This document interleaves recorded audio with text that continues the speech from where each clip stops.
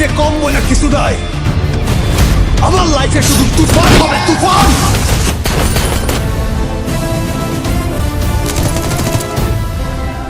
তুফান পোষ মানে না, পোষ মানায়। সারা বাংলাদেশ এখন তুফানের দখলে। তুফান এতটাই ভয়ঙ্কর হয়েছে যে তাকে কেউ থামাতে পারছে না।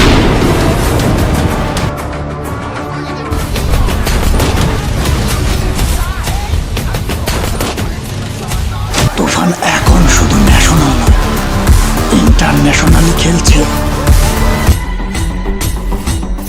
এই তুফানকে থামানোর মতো বাংলাদেশে আসলেও কি কেউ নেই?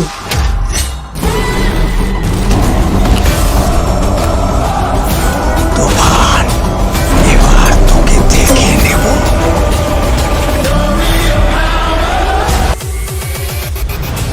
শুনেছিলাম তুফান নাকি অ্যাক্সিডেন্ট করে মারা গেছে। তাহলে কি সে মরে নাই এখনো?